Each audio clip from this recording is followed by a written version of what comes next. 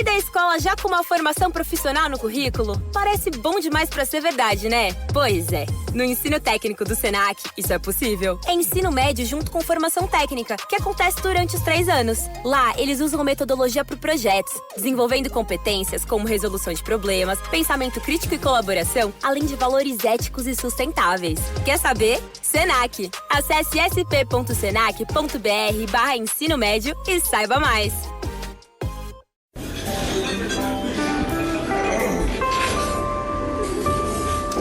Well, I don't see the point in waiting any longer. So let's bring her out. The star attraction, the one you came to see. Ladies and gentlemen, the one, the only, Miss Judy Gold. Welcome to Kill Me Now. Yeah. Hey, everyone. Welcome to this week's episode of Kill Me Now. Hennessy is not here. And I have Leonard Marcus. Lenny Marcus. Hello, Judy. Thank you. Thank you for being here, Lenny. Anytime you need me, Judy. Wow, that sounded really sincere. Patrick is on the board. Hello. He won't talk. But I'm so excited about today. So am I. This is going to be good. Really? Yeah. I got a million questions. I know, right? Yep. I think we're going to be here for hours. It's good with me. All right. Ladies and I gentlemen. have nothing to do till my next doctor appointment. I like it. That was a Jewish comment. Ladies and gentlemen, the amazing comedy writer. I mean, you're a legend. I mean, and for women, you've done... Yeah, I'm big with women in their Yeah. 60s, yeah. I'm in my 50s. Yeah, well, 50s and 60s. I'm in my 30s. And also gay men are the Yes, same age. gay, yeah. Because of that girl. They Right. love the clothes. Right. There we go. Ladies and gentlemen, the one and only Bill Persky is How do you here. do? I'm so happy to be Yay. here. Hi, Woo! Lenny. Hi, Bill. Bill, I can't believe it. I've been dying to get you. Well, you got me. I got you, Bill Persky. For as long as you want. So, Bill, let's start at the beginning. Okay. Well, I mean, you're of the earth or of me? I'm going to 'Cause go I with got you. both. All Okay. right. But just so you know, Bill Persky is a 5-time Emmy Award winner. He's the author of My Life is a Situation Comedy. He, I mean, what would be the first one? Steve Allen? Yes. To So Dick many Van Dyke. different shows. Yeah. Yes. To That Girl, to Kate and Allie, to Sid Caesar, shows that didn't make it Bill that long. Cosby. Who's the boss? right. Amazing. I mean, A very happy career with only one bad experience. believe it or what? not. No way. What? After 21 years of my partnership with Sam Danoff, which was a great Right. relationship, I decided that, well, first of all, I decided that I could handle it all on my own, because in partnerships, usually there's someone who throws a hand grenade into the room, and then someone who comes in is, may I help anyone? Right. Right? Sam was a grenade. And I would come in, and then I realized you don't need to throw hand grenades. You just come in and Right. you do what you got to do.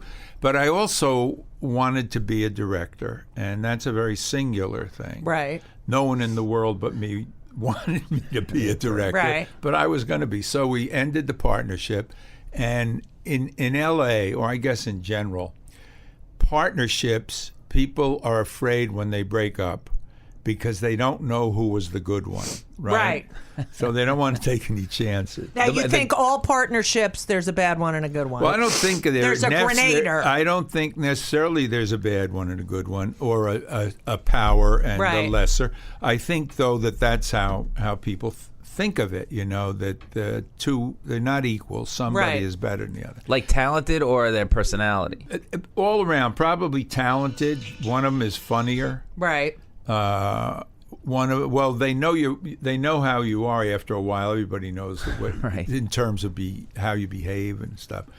So anyway, it was very tough for me to get directing jobs. But Steve Gordon, the great Steve Gordon, do you know who he is? No. Steve Gordon wrote and directed the original Arthur. Oh, okay. Oh, of which there should never have been another one. No. Duh, that was perfect. It was Even the theme song. Yeah, Yeah. it was.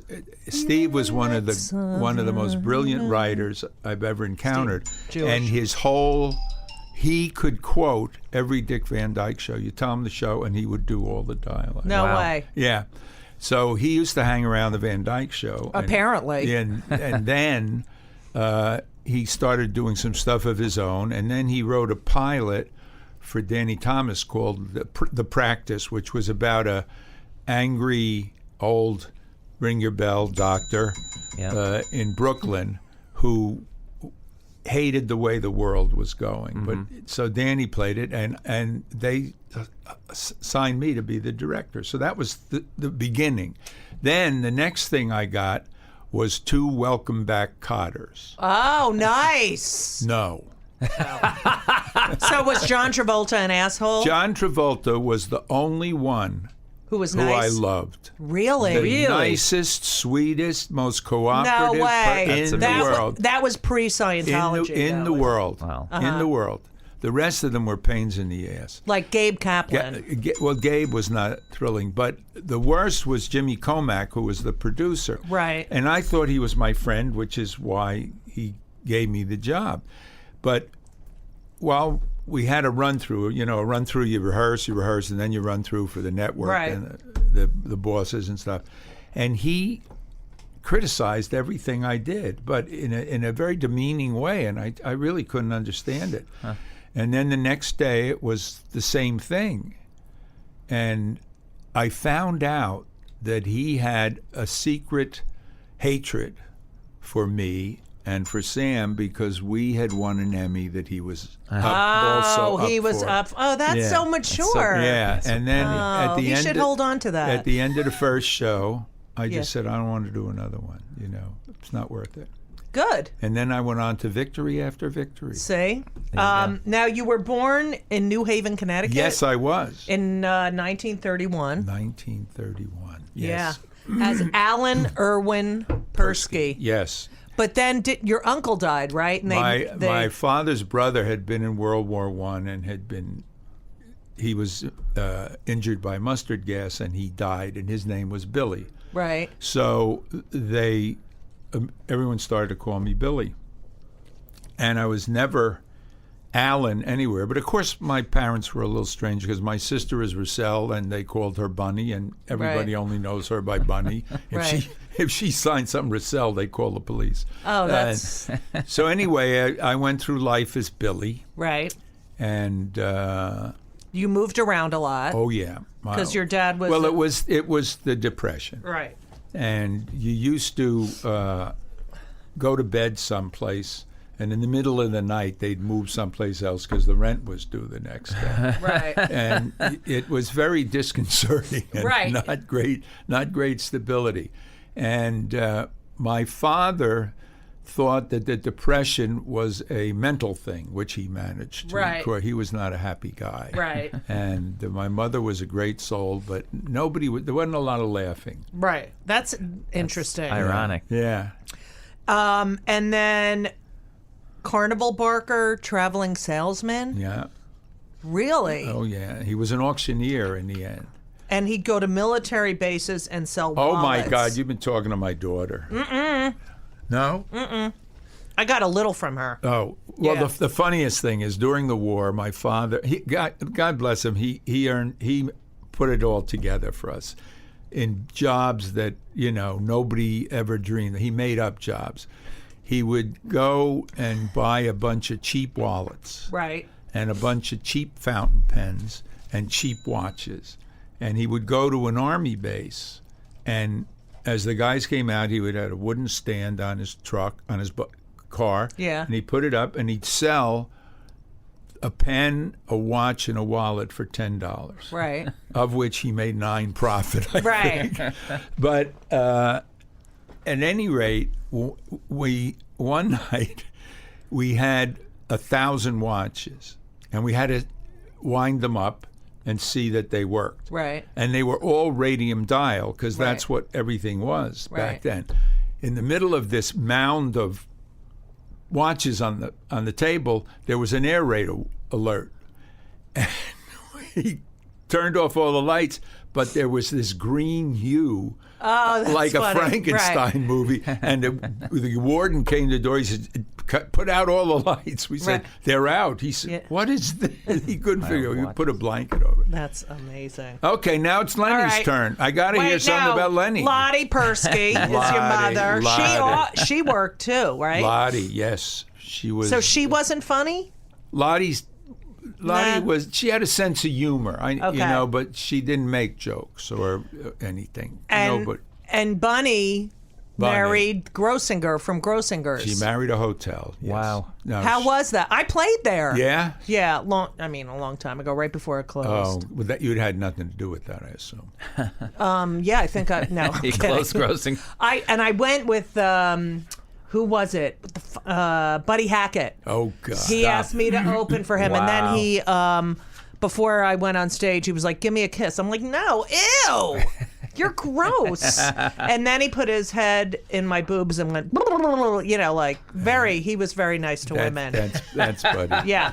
Yes, I So- loved working there. I was a lifeguard in the summer, Right. and it was a great because that's where I met and got involved. Thinking of comedy. 'Cause, Right. One of the things no one knows about Mel Brooks. Mel Brooks was hired at Grossinger's to write a show. Every summer they had a staff show Right. where the waiters and everybody would do the show. They hired Mel to write it. And while he was there, the Wednesday night variety show was secondary acts, Right. Ming and Ling, the Chinese acrobats, would Right. be Saturday. And Mel was the comic on this Wednesday night. He insulted the people so badly they threw him off. He was run off the grounds No that way. night, never to be seen again. I was hysterical sitting there listening Right. to him, but he was making jokes about Ming Stoles and things. And Oh, that's God, hilarious. It was awful. So he pissed the audience off. Oh, he pissed the audience off. They complained. So they have the same sense of humor as Donald Trump. Yes. Okay. None. Do you know, has anyone pointed this out to you? No one has ever seen Donald Trump laugh. Never. Ever. I say that all He the time. has that sneer smile, He's incapable of laughing. and he Yeah. never laughs. Because he's a fucking asshole. He's not. There's something wrong with him. Yeah, yeah. Yeah. Something? Oh, there's a Countless. lot of stuff. Yeah, it's Countless. So you lived in Arkansas. Yes, I did. I was the first Jew. Is that What? true? First Jew to go to the Ramble Street School. Wait, how do you get from? This is before. This This is is- My father, this was when I was 9, and Okay, my so- father got a job Right. at an auction gallery out there. I mean, Yeah. wherever there were rich people, Right. they would have auction galleries, and it was a big scam, Rich which would people. take a Yeah. whole program. Right. But they sold diamonds and stuff like that. Right. And so he went to Hot Springs. He was a brilliant salesman, my father. And he could just keep talking, which I can do, and you will Right. see. And my sister can do, and my dog can do. Right. So anyway, I was enrolled in the Ramble Street School, which That's was where on, Bill Clinton went. Well, right? that's a funny story. Did you know what happened with him? No. Oh, I'll get to that in a minute. So anyway, this was such a remote school on top of a mountain that a kid was bitten by a rattlesnake during recess in the playground. I mean, this was So we do need guns in schools. this was yes, this was remote. Right. And I was the first Jew, and they had been waiting for me for 2,000 years. finally made it. They literally felt for my horns. No way. Absolutely. Oh my God. And my worst antagonist was this name. I've tried to write about this experience and find the right name Right. that worked as well as his name. Right. Arliss Simpson. You can't. No. I mean, is there an image of Arliss Yes. Simpson? In a hood. He was the size of a house. Yeah. Yeah. He uh-huh. was 14 years old. Right. In my grade, I was Right. in the 4th grade and I was 9. Right. He was ferocious. Right. The first time I saw Arliss, when I was walking to this school along a back road past some farms, Arliss was pulling his father's plow before school. Right. So that's big. Right. Anyway, he, they started to push me around and hit me and stuff, and I Were they calling you like Jew? Jew and boy, kike? yeah, kike. And so at one point I just picked up a piece of wood from a fence and smacked someone in the head. And they stopped, and I became one of the gang. Oh my God! Wow! Wait, what happened to the guy in the mentality. head? I know. What happened to the guy in the head? It was nothing serious, but it's that I fought back. And Jews, Right. Jews don't do that. Right. So among the guys in the gang were Gilly Wooten. How's that? Gilly Wooten. Gilly Wooten. Yeah. And Jimbo Reen Walker. Right. I mean, it was just hysterical. And they were all older because everybody in school was being held back. I was the Right. youngest kid in the ninth grade. They're all in Congress today. Yeah. In the fourth grade, excuse me. I was all, yes, Yeah. yes, at least. And the thing about Clinton was I went to an event because he went to Ramble Street School. Right. And I went to an event, and there was this a friend of mine was very close to them. She said, "You want to meet him?" And I said, "Yeah," and so we got in this mosh of people, and he was walking his way through, and he was brilliant. It's like he'd look at you, Yeah. put his hand out, and then turn his eyes away to the next person. Right. And it was like Right. his hand was like a snake going Right. through. It was They're magnificent. so good at that. But It he was- always makes eye contact. always makes eye contact, And acts like, yeah, and he you- came to me, and I took his hand, and he then was off to the next person, and I said, "I went to Ramble Street School," and he stopped in shock, and he said, "No stuff. Really? You're going to meet someone at a fancy event in New York City who went to Ramble Street School. Not likely." Right. That's amazing. Yeah. I love Bill Clinton. He I was- mean, he was a good president, but he he shouldn't was. have gotten the blowjob. All right. Anyway, okay. So you're growing up. I'm tired of me. What's with him? Wait, no. So Well, when you're did right. you? know Say me. something funny. They know me. Huh? They know me. But I Yeah, don't. he's not funny. I mean, I know of you. Oh, Yeah. oh. Welcome to Play It, a new podcast network featuring radio and TV personalities talking business, sports, tech, entertainment, and more. Play it at play.it. Okay. So when right. did you get your first TV, or did you listen to the radio? Like, what was? Oh, yeah. Listen to Henry Morgan and Fibber McGee and Molly. And you used to put the radio under the covers because you had to go to bed early. Right. And, listen to And those no things. headphones, kids. And then my sister, after she married into the Grossinger family, she went to an event that was for Joey Adams. Adams. And they gave out a book to everybody. Right. Clowns of the Round Table. Mm-hmm. And so she gave me the book, and I started to tell the jokes. And I started to get people started to laugh. I said, "This is fun." And by the time I got to college, I was doing stand-up. Right. Yeah, and and impressions. Everybody did impressions. Right. Today, give me your impression of George Clooney. You can't. You can't. You can't do Claude Jr. Brad Right. Pitt. Do Brad Pitt. You can't. you can't. Fuck you, Angelina. They are unimpressionable. Right. There's nothing distinctive about Right. about actors today. Right. Everybody back then, Humphrey Oh, Bogart, yeah. everybody, you had an act. Bela Lugosi, everybody. that is true. There's nobody. There's nobody. Well, because they're also good looking. Yeah, You know it's what I all mean? about It's how about good-looking- yeah. you are. Yeah, and so there's nobody to impersonate. Singers, I guess you can do, but Right. back then you could do Vaughn Monroe, you could do Louis Prima. It was a field day. Right. And I once was at my oldest daughter's school. I was screening a television special that I just done, and they invited me up for their television class and stuff. And I was interviewed for the school paper.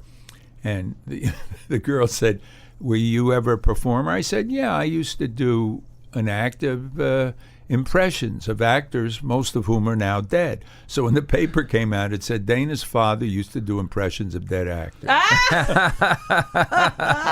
And the funny thing is, they were so Funny. distinctive, you could Yeah, do right. them dead. You'd have Humphrey Yeah, you Bogart. can't really do You'd have it. Humphrey Bogart. Right.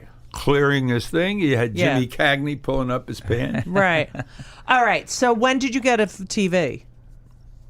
got into TV. No, when did you get your first TV? Get the first TV. I guess it was in 1948. Wow. Before that, my friend's father had a bar, and we used to go there to watch the shows. Wow. And what was your favorite show? Well, Uncle Milty, of course. Right, Milton Berle. It was hysterical.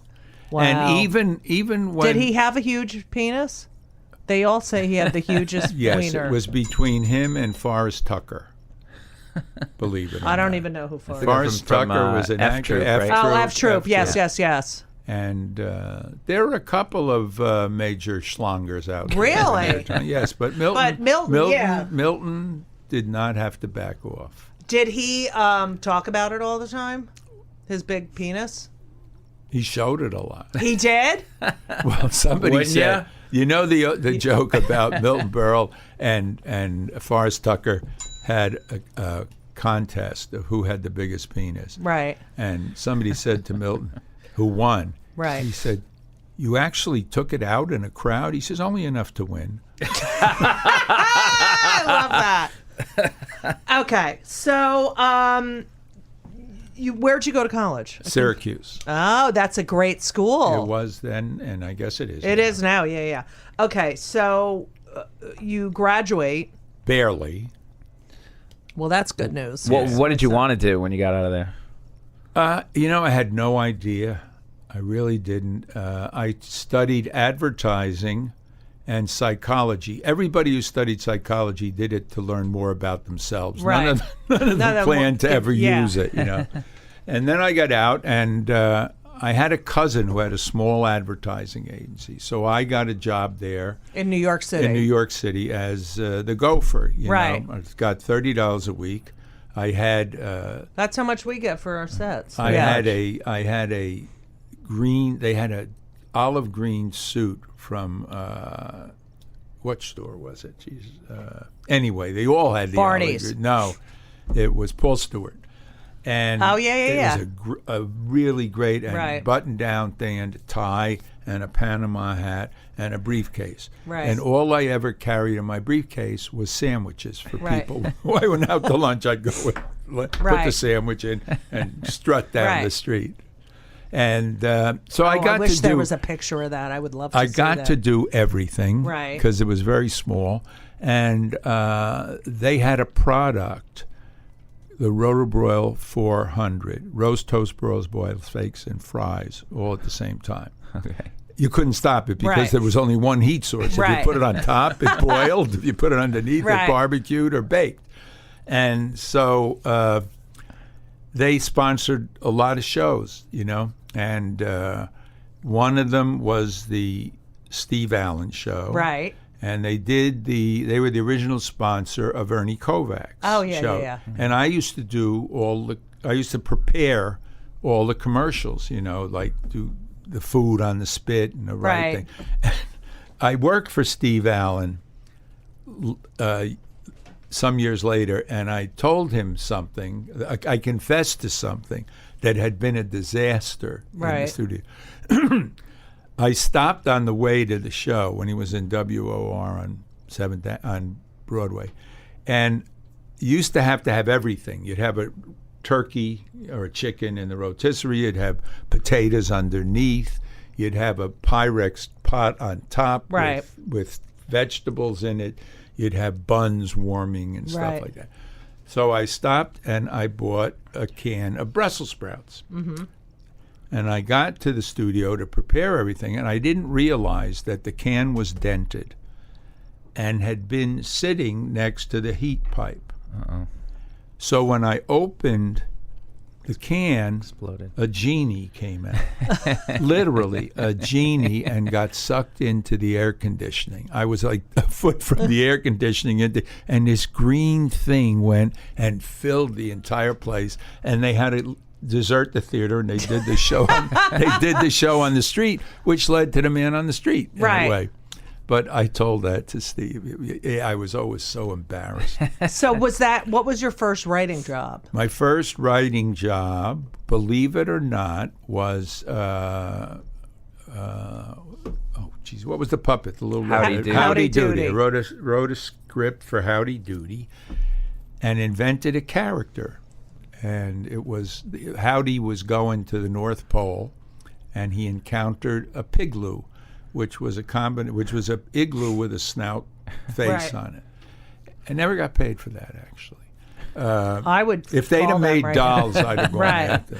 So that was kind of freelance. I had a friend from Atlantic City who we were writing together. And then he left, went to Philadelphia to work for his brother-in-law in an ad agency. And then I started writing stand-up. Right. For whom? Anybody. George Shapiro was Right. my... Who is a major manager? George Shapiro. Shapiro West. George Shapiro is... You know George? You ever Well, come I've across... met George. He is the most adorable... I know, he's so cute. How can Killer. he Tiny be? man. But He like, is- how can he be such a good manager and be so sweet and cute and because nice? he's also a great, sweet businessman, and he knows underneath. I mean, he took Jerry and Andy Kaufman he found, and and he'd been with them ever since. He was with Jerry ever since. I know. And but when Sam Danoff and I were working at WNEW, we did a Christmas show there, and it was really great. Made fun of everybody, wrote songs, and this little guy came up to us and said, "Hi, I'm George Shapiro. I'm with the Morris office, and I would like William to Morris. I would Yes. like to represent you." Well, no one had ever said that before. Right. And he said, "I would give you my card, but until yesterday, I was in the mailroom." So he just broke too. I said, "I don't care if you're still in the mailroom or you ever get a card. Right. No one ever." And so he started to represent us. And this is Wow. 1955-ish? No, yeah, right around 55, 56. Good, Wow. good. And we wrote for a lot of acts, but the funniest thing, the first time we ever got paid was we wrote for a comic named Jimmy Casanova. Mm-hmm. And we were going to get $500 to write him something. So we met with him, and we said, we have a great bit on your name. And he said, what's funny about Jimmy? So you know why you've never heard, heard of him. So, Idiot. So we wrote a thing, and he performed it once at one of those wedding come in here and get married, eat food, get sick, get the presents, and never come back here again. And the bride and groom were not great. The food was not great, and sucked. Jimmy was not great. But he did pay us. He endorsed a check for $600 that he got from an insurance company for an accident he had in the revolving door at Bloomingdale's. That's how you got paid. Who the fuck gets in an accident in the revolving door? Jimmy Casanova. And he signed a check, and it was he wouldn't take a check for the extra $100. We had to give him cash. Wow. That you sounds went to like school. the bit, by the way. Huh? That what? sounds like the bit. I got stuck in a revolving door. I got hurt in a revolving Oh, door. yeah. That'll be a good bit. Is that a bit of yours? No, it should be. He's It's going to great- write one. They Now- don't have revolving Well, doors anymore, I Yeah. think, just yes, for that. they do. Yeah, They do? Yeah. You just came in one. The ones, You're right, I the did. ones at I hate the ones that move by yeah, themselves. Columbia What Presbyterian. the fuck is that shit? Well, And they they're so move- slow. They're slow, yeah. I actually more people are Of course, injured. you mention a hospital. more people are injured in that revolving door Right. at Presbyterian than are coming there. Right. injured, because Boom, there's the bed. Hello. You start to walk and you bang into the door. I know, and it's it like stops. ridiculous. And I'm like, people move it. People are trapped. And then sometimes it goes fast. It'll move really fast, and fuck The it. airport has that. Yeah. So you went to college with Peter Falk? Yes.